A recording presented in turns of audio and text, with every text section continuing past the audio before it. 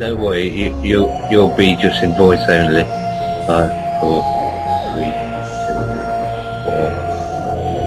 Hello there, welcome to Doctor Who Radio Show. That's the Way It Goes, and I'm fresh from the success of my That's the Way It Goes video about the leaked Season 8 scripts for Episode 1 to 5, which we shall get to in a bit. But first, something rather interesting from Gallifrey Times, after introducing my co-hosts, which are...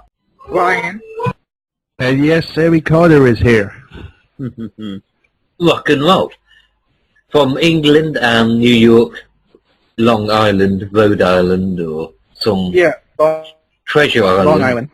Yeah, Long Island, respectively. So as I was saying, we have a situation whereby Gallifrey Times reported that Peter Capaldi has actually this Tuesday been to a private screening of Deep Breath.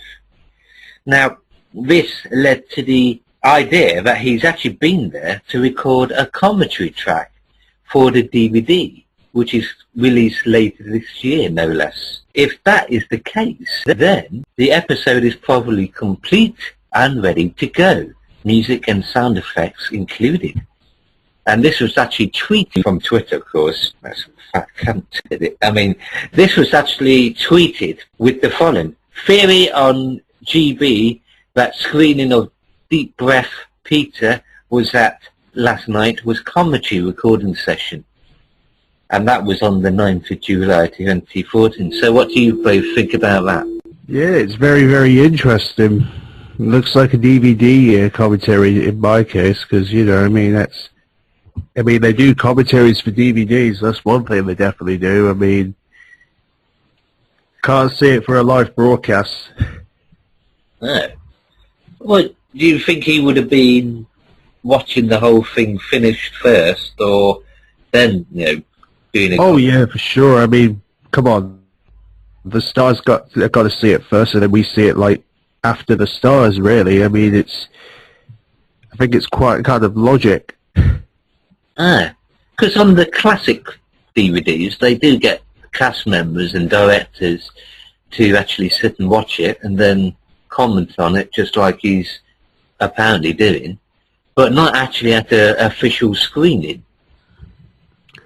Well, obviously, I mean, we know that Capaldi's going to be at the Cardiff show in a couple of weeks from now, and he's going to be like there with Jenna and Moffat, with the fans, some of the lucky fans who are going to be going down there to go and see the screening of this episode. And I mean, as far as we know, it's going to be like a 75-minute episode, so it's going to be something massive. And you know, I mean,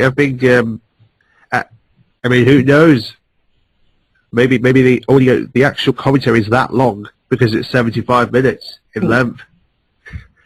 I mean, think about that. Doing a commentary on a 75-minute episode, that's going to be a rip-off, right? Do you think this might have been prompted by the leaks of the 5 first episodes as scripts, or was it always planned? It could be because of the scripts, maybe. I mean, maybe that's the reason why they're doing it. Who knows? I don't recall, I might be wrong, but I don't recall David Tennant or Matt Smith doing that at all. Yeah, they might have not have done any commentary before, but I'm sure some of these actors must have done commentary in the past, because, I mean, some of the DVDs you do get to see David Tennant talking about certain episodes, and then you have Matt Smith talking about a few of them, and I would have assumed that Matt Smith has done, like, the commentary for his final episode at the time of the Doctor, so So, I mean, I don't see why Capaldi shouldn't have the chance to talk about his debut. And that's the point, like I said, this is from his perspective before he's experienced the whirlwind of, all the critics, good or bad, about his Doctor, which I don't think will be that bad, because from all accounts his Doctor will be, according to Paul McGann, the best we've ever seen. And that gives it a specialness, It'll be interesting to see whether what he says in this commentary is reflected, years later. Yeah, it will be very, very interesting to see how this is going to develop. But I would assume Capaldi's going to do a lot of commentaries and it is future in Doctor Who, because he's going to certainly grow to be a very, very popular Doctor. I mean, even Paul McGann even said at the Comic Con today that they've got the best Doctor in their hands. So looks like Paul McGann's got a lot of hope for Capaldi when he starts. Oh boy. Well, Paul McGann knows a bit about commentary. He's been a cast member with that classic film with Neo and I. He's done commentary along with his co-star who played the original animated Ninth Doctor, Richard E. Grant. And he did commentary for that film. Interesting, really interesting. And again, it's another example of them doing something different to promote the series. I mean, you've got the World Tour, which starts a couple of weeks before the broadcast of Season 8. You have this, and you have the program that announced Peter Capaldi in the first place. So they're making more effort, which kind of pissed off Stephen Moffat, didn't it, with the 5 scripts, which I have to keep mentioning because, blimey. Now, speaking of which, Stephen Moffat and Paul McGann, as we've already mentioned in viewers, both of them, and many, many more from other sci-fi properties, past and present, were at London Comic and Film Con, at the Expo place in the heart of London. And me and Sammy were, moaning basically about it and wishing we were there about it. And Stephen Moffat, according to the Mirror, was there moaning and pointing out his disdain and upset about those 5 scripts, which, Sammy, I think you can expand on since you know a bit more about it.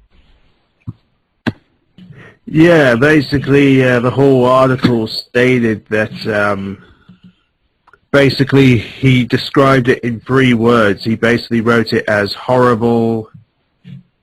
What was the 3 words again? He basically put it as horrible, misable, and upsetting to the production team. So they were the 3 words he describes the leak, really, because he.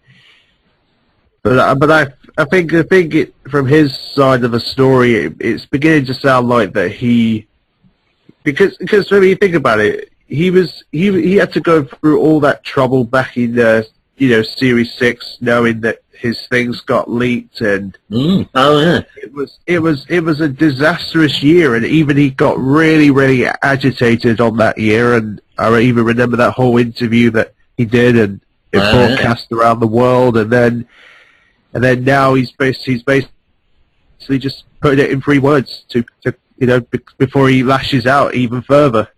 He has, on the one hand, been a complete tease when it comes to promising stuff, some things which he's delivered on and other things which he hasn't.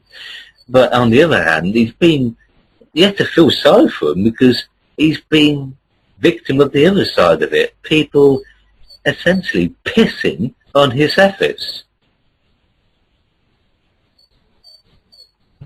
Yeah, I just think there are some fans out there who don't appreciate Moffat's work, and I do. I mean, come on, let's face it. I mean, Moffat, when he did Blink, he did an absolute great job with Russell T Davies, and then there are some stories. There are some stories in this showrunner run that I do like that he did with Matt, and I just have I have no doubt that this first episode is going to certainly mind-blow people. It will change people's opinions of Moffat for sure. I mean, wait till people get to see what they're going to see in Deep Breath. I mean, it's going to be like amazing. It's going to be like one of those big. He even described it himself. It's going to be a big introduction to Capaldi, and you know he wants to introduce the Doctor in a new way. So, yeah, I could only just imagine what Moffat would Moffat do with an introduction of an older Doctor. That's the big question that many fans have been asking themselves, and it's like, you know what? Well, it looks like to me like they're going back to the classic era of Doctor Who, like with the old Doctors and everything, older type Doctors. I mean, Peter Capaldi's like the same age as Hartnell when he first started out. Very true. Do you get a sense of a different emphasis or attitude from Moffat now that he's got this completely new Doctor that he can mould into anything he wants to, basically?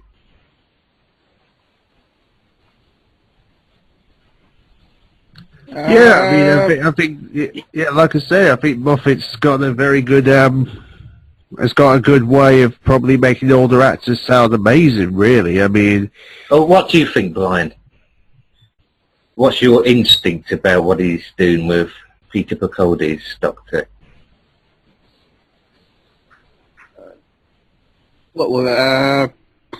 I think that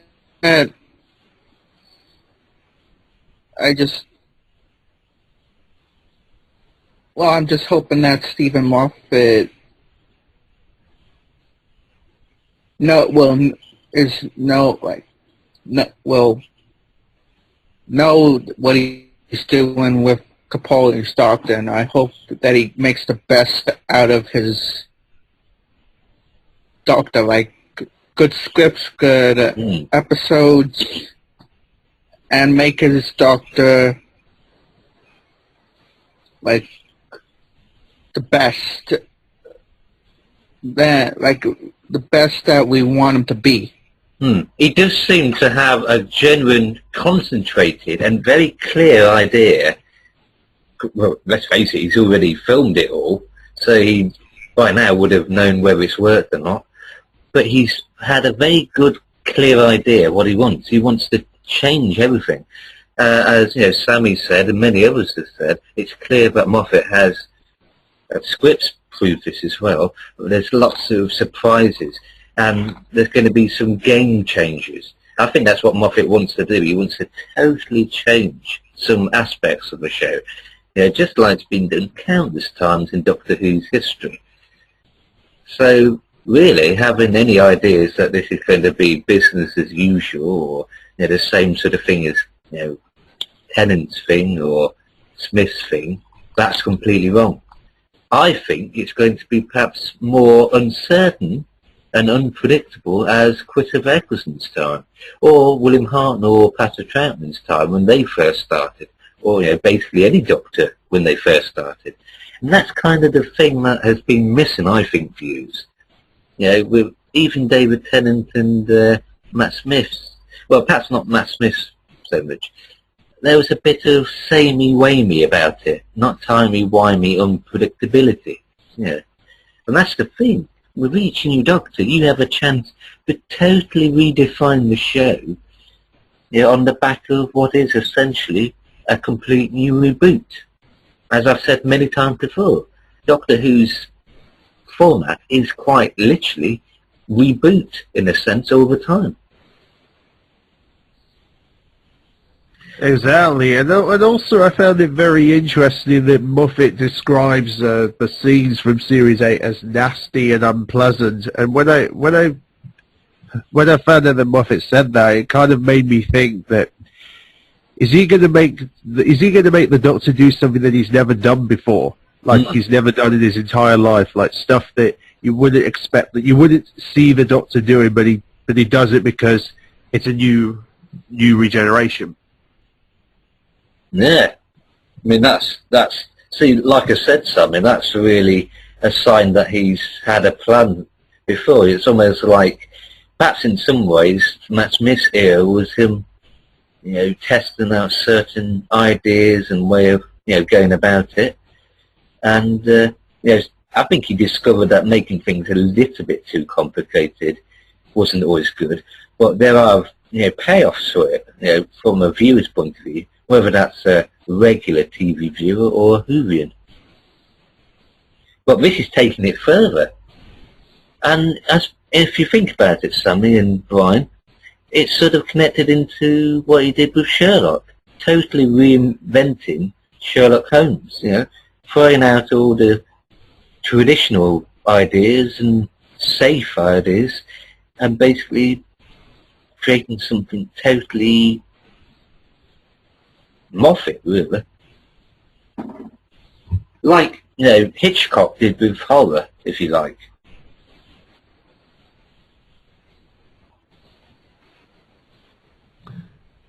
Yeah, I find it very, very interesting that he's building this series up in a much bigger scope, and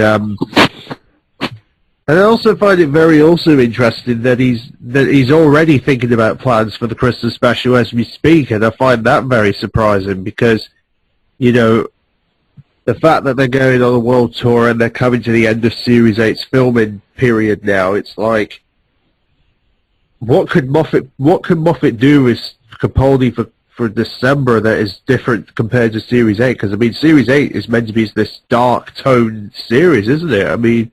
That's the impression. Yeah. Perhaps he just got bored of writing the same sort of stuff. What do you think, Brian? Are we going to see something surprising for the Christmas special compared to previous years?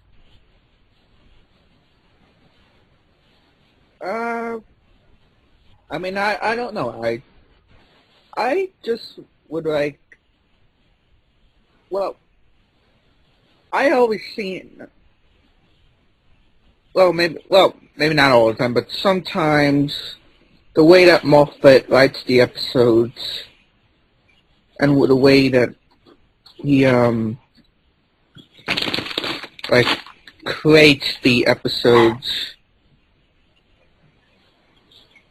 it seems a little bit more darker than the Russell T. Davies and Julie Garner years of Doctor Who. And everything, because I think like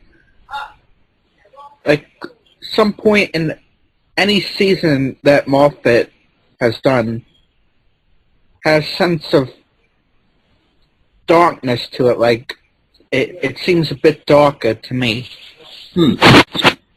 It's very much, I suppose, in some respects, a sort of Sylvester McCoy, Andrew Cartmel, who created the Cartmel Master Plan, Ace and Fenric and the game of Fenric and the walls of Fenric and all that sort of thing.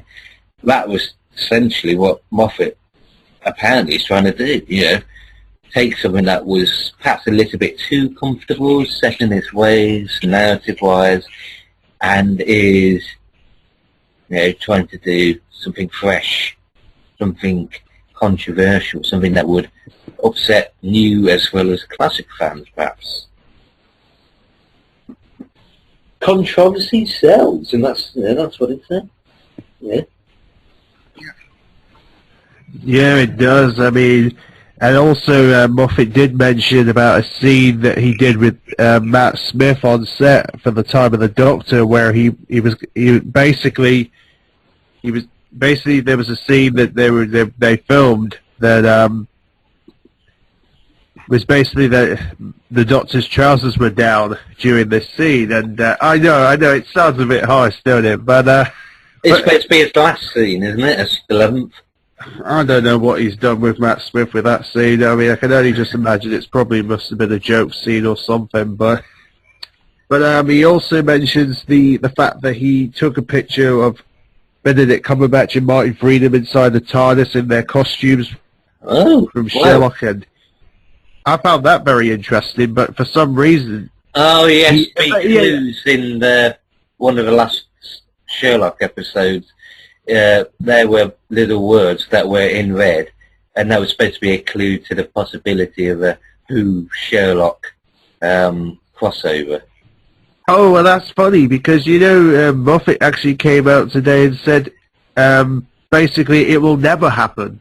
That crossover will never happen in the show's history, and I find that very interesting. Why he's 1 minute he's trying to tease the idea, and then next minute he turns around and says it won't happen. Mm. Yeah. And another thing to put in is that he also came round today saying, like, when John Hurt and Paul McGann were talking about making a possible musical episode of Doctor Who, Moffat comes round and says, oh, a Doctor Who musical episode is pretty difficult. But the thing is, the Rings of Architect weren't difficult, wasn't it? I mean, that was brilliant. And you're telling me that now Doctor Who musical episodes are difficult? Well, that featured music as one of the most relevant sort of plot moments, Well, personally, to me, I don't really think that I don't think that you need, I think it'd be weird if Doctor Who had a musical. Mm. And I don't think I don't think a musical is for Doctor Who at all. Well, Buffy managed it. Glee does it every single bloody week. I mean, if Doctor Who had a play somewhere, like on a stage, and somebody else would be playing the companion, and well, in 1989, there was something called The Ultimate Adventure, which first featured John Pertwee, and then Colin Baker later on as the Doctor, and that was a musical, where they were actually having musical numbers. Yeah, and also, I mean, even Moffat himself even used what's her name, Catherine Jenkins in A Christmas Carol. Yeah. Remember that song he did with Catherine Jenkins? No. So there you go. So Moffat has used music before. So I don't know why he's going around saying it's pretty difficult. It seems Moffat has a tendency to, I think he might be fully aware of the fact that he's contradicting himself. I mean, every show apparently has some rumour that there's going to be a musical version or, a live version, which was another rumour that Doctor Who was going to do a live thing, like Casualty did, like ER did, when that was on.